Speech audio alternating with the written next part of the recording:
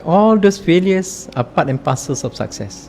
Ya. Kegagalan masa SPM, dekat UTM, itu semua mengajar pakcik lebih menghargai sesuatu tu. Kerana kalau tak ada kepayahan, you can never be more resilient. Sebab dalam buku pakcik yang Redah Sampai Allah Redha tu sebenarnya, ujian ini adalah sebenarnya cinta kasih Tuhan pada kita. Bila Allah uji kita, Allah tak akan uji kita melainkan kita mampu buat. Itu pertama yang kita kena yakin. Kedua, bila Allah uji kita, ahsanu amal, dia nak tengok siapa yang di kalangan kamu yang baik amal dia. Paling baik amalan. So paling baik amal tu maknanya mesti orang yang paling baik. So Allah is preparing you to become the better person. That's the reason why Allah bagi semua ujian tu. Okay. The more you ambil ujian, the more better you are. Itu sebab orang kalau kita tengok belajar, kalau sampai PhD kan semua kan, banyaklah exam.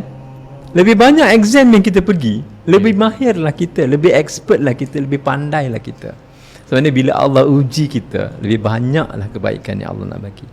Dan orang yang paling banyak Allah uji ialah para Nabi dan para Rasul. What does that mean? These are the selected few people by Allah Himself.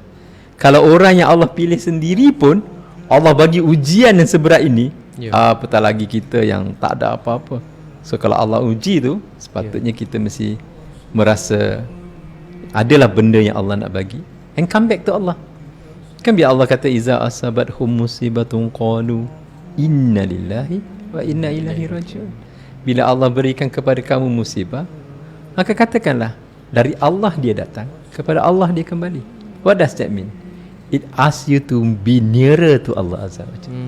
Bila kita diuji, untuk kita lebih dekat dengan Allah SWT, mengadu pada Allah, bukan lari daripada Allah. Ini bila kita diuji, kita lari, kita cari manusia dulu, kita tak cari Tuhan.